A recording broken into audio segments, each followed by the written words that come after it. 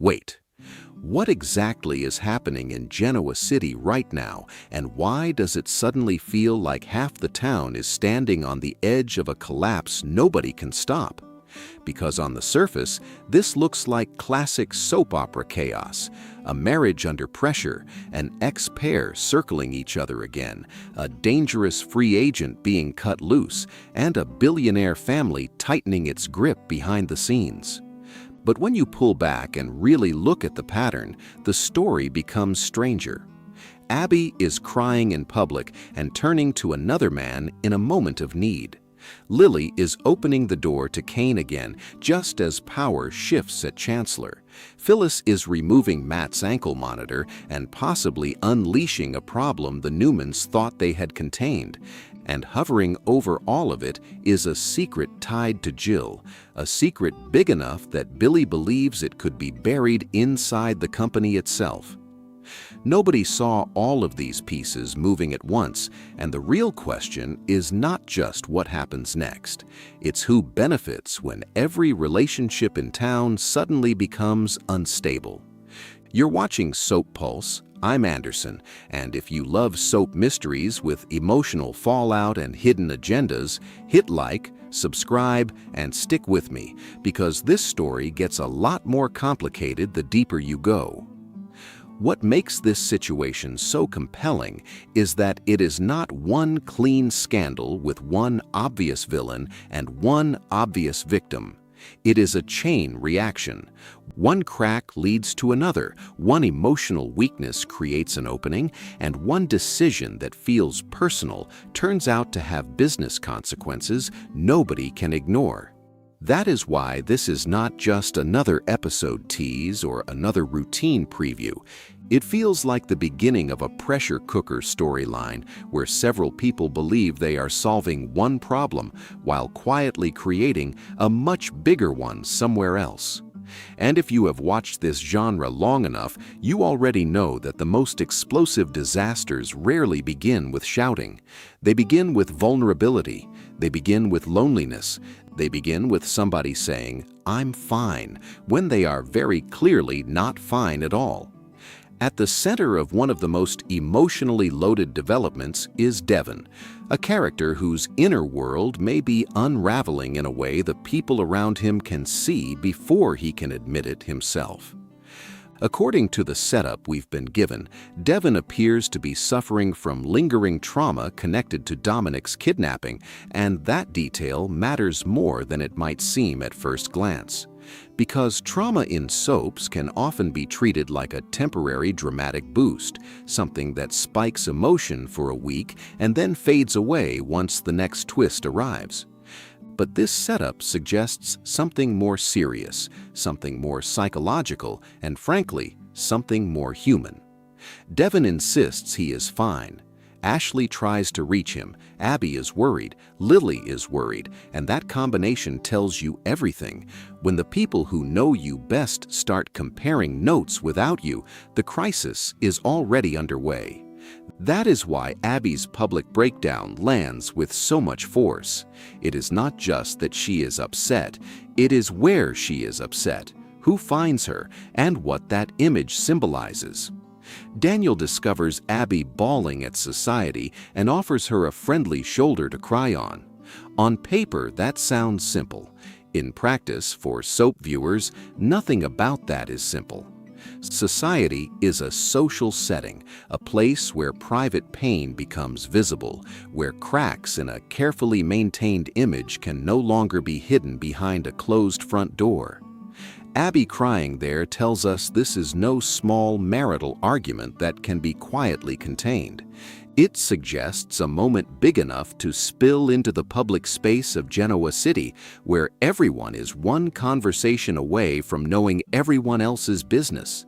And then there is Daniel. Why Daniel? Why now? Why have Abby collapse into tears in front of him specifically? That is where the story begins to open into something more unsettling. Because whether this becomes a romantic complication, an emotional misread, or simply an innocent moment of support, and that leads to the question hanging over Devon and Abby's marriage. Is this a temporary strain created by unresolved trauma, or are we watching the early stages of something far more irreversible? Because marriage storylines on soaps do not implode all at once, they erode in layers. First comes concern, then distance, then defensiveness, then isolation. Then one partner reaches outward while the other retreats inward. That pattern appears to be taking shape here in a way that should make longtime viewers very uneasy. Abby has already gone to her mother Ashley about Devon. That means she is no longer carrying the burden alone. Once spouses start recruiting family into a crisis, the marriage is no longer just a private partnership. It becomes a wider emotional negotiation, and that almost always raises the stakes. But even as that marriage appears to be straining under the weight of fear and miscommunication, another bond in Genoa City seems to be moving in the exact opposite direction. Lily and Cain continue growing closer, and if there is one phrase in this entire story that should make fans lean forward, it is that this reunion remains a slow burn. Slow burns are never casual in soap storytelling. A slow burn means the writers want the audience to feel the gravity of every glance, every hesitation, every step toward what seems inevitable but still isn't official. Cain is now the CEO of Chancellor thanks to Lily, and she has invited him to her penthouse. The energy is unmistakable. She is happy to see him. The question is not whether there is chemistry. The question is why the timing of this renewed closeness feels so loaded. Because when romance and corporate power start rising together, nothing stays clean for long. Lily helping Cain reach the CEO position is not just a personal gesture, it is a move with consequences. It changes who owes whom, who trusts whom, and who gets blamed if things go wrong. That is why Devon's reaction matters so much. He is furious that Cain offered Billy and Holden jobs at Chancellor, and he warns that those two losers will tank the company. It is a sharp line, but beneath the insult is a serious fear that Cain is either being reckless, overly sentimental, politically strategic, or all three at once. Devon is not just angry at a hiring decision. He seems alarmed by what those decisions signal about Cain's judgment. And if you want to understand why this thread has so much tension, look at Billy. Billy is not merely skeptical. He is convinced Jill is hiding a huge secret somewhere inside the company. That is not background noise. That is a warning flare. In a world like this, when somebody believes there is a buried corporate secret, fans immediately start asking the same thing. Is the company itself the real prize? And are all these emotional relationships being used as camouflage while that secret is protected? Because if Jill is sitting on information powerful enough to change the balance at Chancellor, then Cain's rise, Lily's support, Billy's suspicions, and Devon's anger may not be separate subplots at all. They may be different symptoms of the same concealed truth. This is where the story becomes especially fascinating because Lily and Cain's apparent reunion can be read in more than one way. On one level, supporters of the pairing will see it as overdue. They will see warmth, history, unfinished business, and the kind of emotional gravity that only comes from two people who have been through enough together to recognize each other's wounds. That reading says, this is not manipulation. This is destiny taking the long road. But critics will see something else. They will ask whether Lily is becoming emotionally invested in a man whose business choices may already be creating chaos. They will wonder whether Cain's renewed presence in her private space also gives him renewed influence over her judgment. And once Jill's secret starts casting a shadow over Chancellor, every romantic moment between Lily and Cain risks looking less like healing and more like entanglement. That uncertainty is what keeps a story like this alive. Not certainty, not answers. Uncertainty, because uncertainty forces viewers to keep watching. Is Lily reconnecting with someone she truly still loves, or stepping into the center of a corporate mess she cannot yet see? Is Kane building a future or walking directly into a trap tied to secrets he does not fully control? Is Devon angry because he is protective, perceptive, and right, or because his own emotional instability is distorting how he reads the people around him? And if Billy is correct that something huge is buried at Chancellor, who is most threatened by the truth coming out? Meanwhile, another storyline is injecting a very different kind of volatility into town, and that is where Phyllis enters the picture with a move that could end up haunting several families at once. After the confrontation involving Sienna, the Newmans, and Matt at the Shadow Room, Matt is ready to leave Genoa City and start over somewhere else. On its face, that sounds like an exit strategy, maybe even a pressure release valve. One dangerous element leaves town, and everyone else gets to breathe again. But Victor Newman is not willing to allow that. He warns Matt that if he tries to skip town, he will send him to prison. That threat instantly changes the tone. Now, this is not just a guy leaving town. This is containment, control, leverage. Matt is not being allowed to disappear, and whenever Victor starts drawing lines like that, it means he believes the situation is too sensitive to leave to chance. And then, of course, Phyllis does what Phyllis does best. She complicates everything. She is not willing to let Matt walk out on her. She kisses him to incentivize him to stay, then offers him a job with her, and later manages to grant him his freedom by removing his ankle monitor. That is an astonishing set of moves when you really stop and examine it, because it raises immediate questions about motive, judgment, risk, and loyalty. What exactly does Phyllis see in Matt? Is she drawn to his usefulness, his danger, his vulnerability, or simply the opportunity to defy the people trying to control him? Is this another one of Phyllis's classic high-wire acts where she believes she can manage a volatile man through sheer force of personality? Or is she underestimating just how destabilizing it could be to cut loose someone Victor wanted restricted? That is where the phrase "grants Matt his freedom" carries a much darker undertone than it first appears to. Freedom sounds compassionate, it sounds romantic, maybe even rebellious, but in this context, it also sounds reckless, because if the ankle monitor represented the last visible mechanism of accountability, then removing it is not just an act of trust, it is a test of judgment. And in Genoa City, bad judgment rarely remains a personal problem for long. It spills outward. It endangers other people. It turns private confidence into public fallout.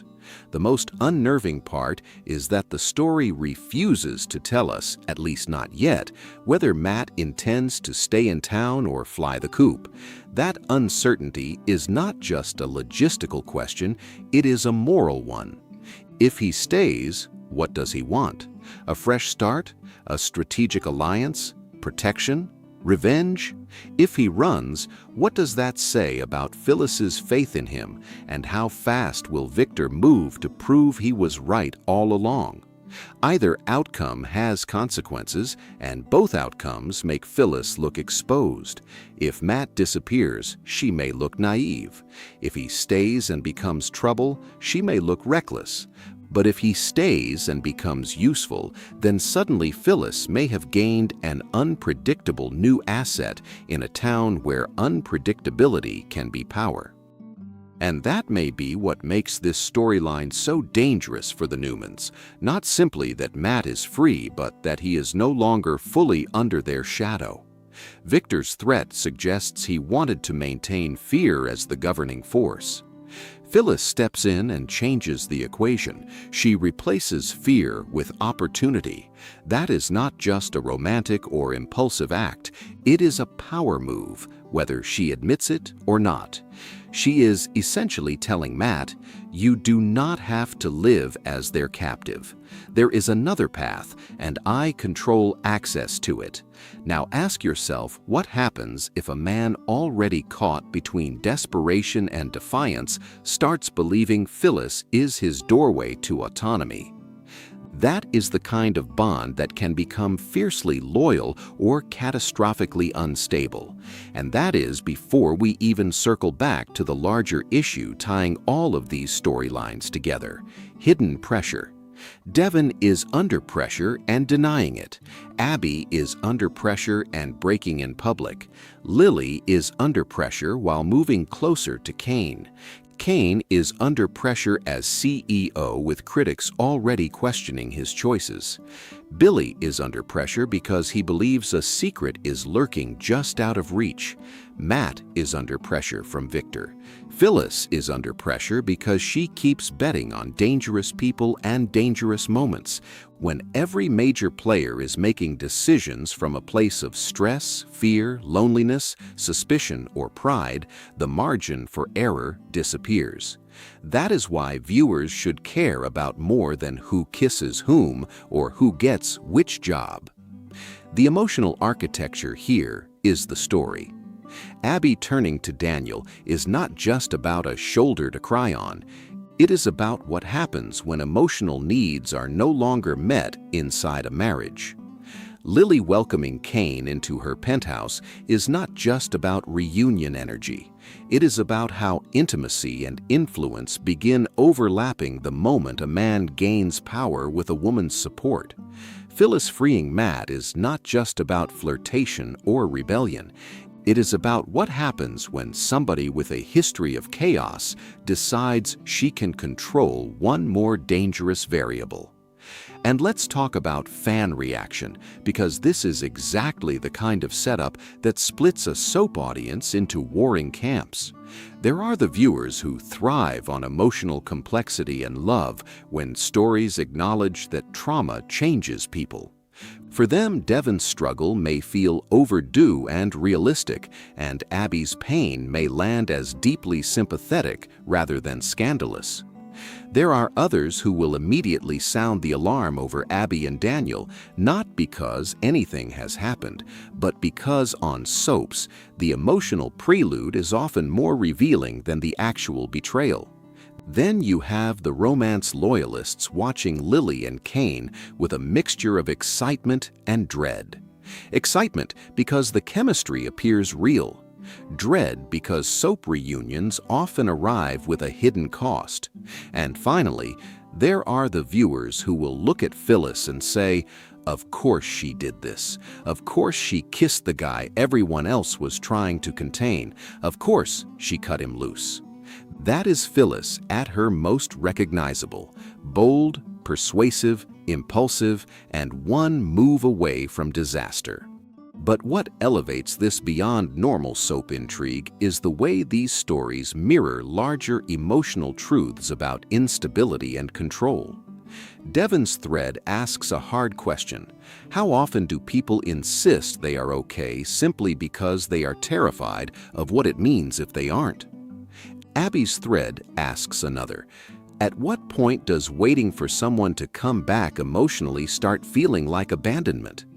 Lily and Kane's arc asks whether people can truly separate unfinished love from unfinished business. Billy's suspicion about Jill asks whether institutions can hide personal truths so effectively that relationships are rearranged around a lie nobody has named yet. And Phyllis with Matt asks the most dangerous question of all: when does rescuing someone become an ego-driven illusion that you alone can fix what everybody else failed to fix? That question matters because Phyllis is one of those characters who often believes motion is better than stillness. Doing something feels better than waiting. Taking a risk feels better than being sidelined. But action is not the same thing as wisdom, and history usually punishes characters who confuse the two.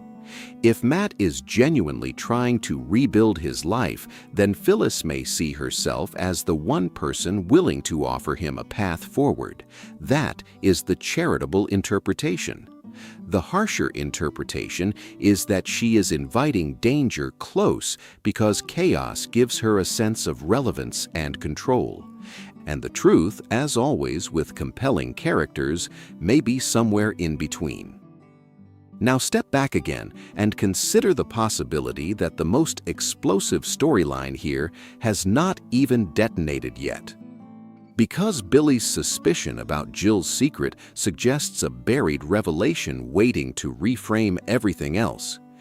If that secret touches Chancellor in a meaningful way, then Kane's leadership, Lily's loyalty, Devon's fury, and Billy's obsession could all be building toward a business and family reckoning bigger than any single romance.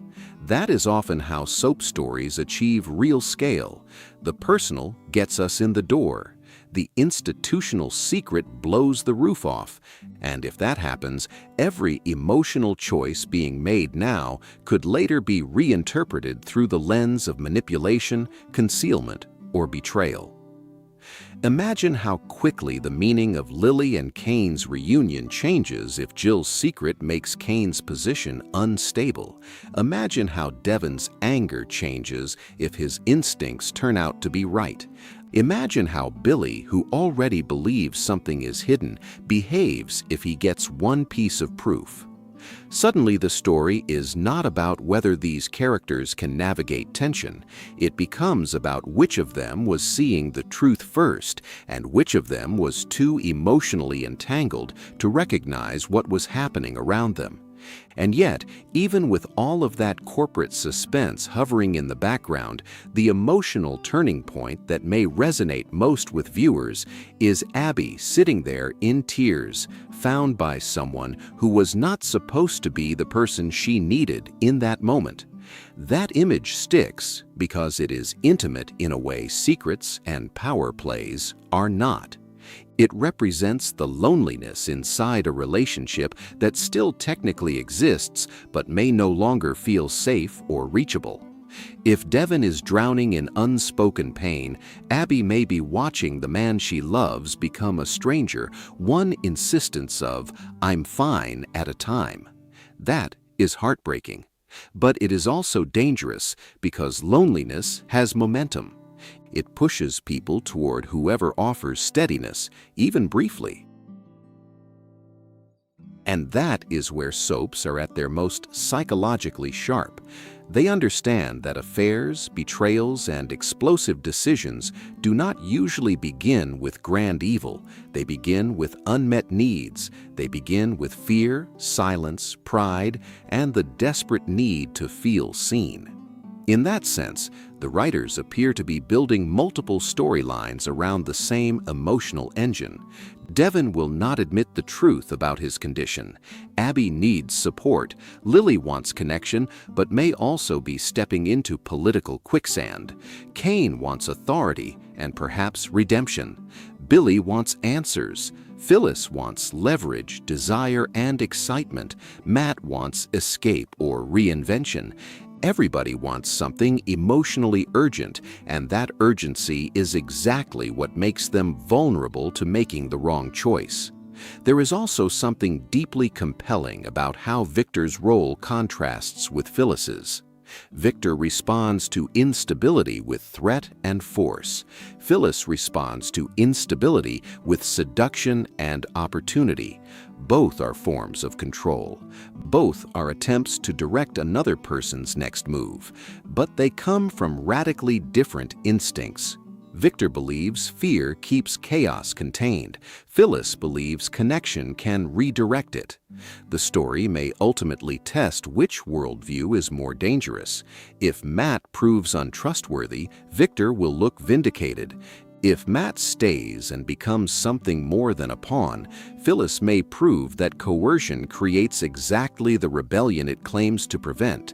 And let's not ignore the possibility that Matt's freedom is not just his own. Sometimes when one person is released, everyone around them becomes newly exposed. Who knows what he knows? Who has he listened to? What alliances could he form now that the most visible restraint is gone? Could Phyllis think she is hiring help only to discover she has welcomed a storm into her orbit? Could Victor's threat make Matt more defiant, not less? Could the Newmans find themselves dealing not with a runaway problem, but with a motivated one? Those are the kinds of questions that keep a story pulsing even before the next big event lands. Then there is Nikki, who is said to be facing some turn of events next, and Sharon, who has news for Noah. Even in brief mention, those developments remind us that Genoa City never contains fallout neatly. One crisis echoes into another. One family's instability never stays isolated for long. That is what makes a town like this feel alive. Everybody's story is a pressure point on somebody else's. If Chancellor is unstable, the ripple hits families. If marriages are unstable, the ripple hits friendships. If Victor loses control of one variable, the ripple hits the larger power structure. No event happens in a vacuum, and that interconnectedness is what gives the current moment so much narrative electricity. So, what is really going on here? Maybe the simplest answer is also the most unsettling one. What is going on is that multiple people are losing control at the same time, but in different ways and for different reasons. Devon is losing control internally. Abby may be losing faith relationally. Lily could be losing objectivity emotionally. Kane may be gaining control publicly while losing predictability privately. Billy is losing patience. Victor is losing the certainty that intimidation alone can hold the line. Phyllis is embracing control in the most chaotic way possible by betting she can shape an unstable person's future. And when everybody starts slipping in their own direction, the town itself begins to feel volatile. That volatility is why this storyline works so well as documentary-style storytelling rather than simple recap. Because the hook is not just what happens next. The hook is, what pattern are we watching emerge? Are we watching a marriage slowly break under unspoken trauma? Are we watching a reunion bloom at the exact wrong time? Are we watching a dangerous outsider become the next major wild card because the wrong person believed freedom would inspire loyalty? Are we watching a corporate secret prepare to redraw the map while everyone is distracted by emotion? The answer may be yes to all of it, and that is what makes this stretch of story so irresistible. By the time the dust settles, fans may not remember every line or every confrontation, but they will remember the emotional images. Abby in tears, Daniel there beside her, Lily opening the door to Kane, Devon insisting he is okay when nobody believes him, Billy staring at Chancellor like the walls themselves are hiding something, Victor warning Matt not to run, and Phyllis physically removing the symbol of his captivity. Those are not just plot points, those are symbols. Symbols of dependency, secrecy, temptation, denial, and maybe that is the broader implication of all of this. The reason viewers keep coming back to stories like these, even when they know every relationship is one twist away from disaster. Beneath the glamour, the power, the penthouses, and the feuds, these stories tap into a fear most people understand. The fear that one hidden wound, one buried truth, or one impulsive decision can quietly change everything. The public face stays polished right up until the moment it doesn't. The marriage looks intact until somebody breaks down in public. The business looks stable until someone starts whispering about a secret. The dangerous man looks contained until someone decides to set him free. And once those illusions crack, nobody gets to pretend the old version of reality is still holding. So as this story moves forward, keep your eye not just on the obvious drama, but on the emotional fault lines underneath it. Watch who reaches for comfort and who refuses help. Watch who benefits from confusion. Watch who becomes suddenly brave when someone else becomes suddenly weak. Watch whether Cain's rise brings clarity or deeper suspicion. Watch whether Abby's pain pulls Devon toward honesty or pushes them farther apart. Watch whether Billy finds proof or just becomes more obsessed. Watch whether Matt stays, and if he does, who pays the price for that freedom. And most of all, watch Phyllis, because in stories like this, the person who thinks they are liberating the truth can sometimes be the one opening the door to the next disaster. That is what makes this moment in Genoa City feel less like a routine week of soap twists and more like the beginning of a real unraveling. And if that is what we are witnessing, then the biggest shock may not be the breakdowns we can already see. It may be the secret still waiting in the shadows, the one that turns all of these emotional fractures into something even bigger than heartbreak.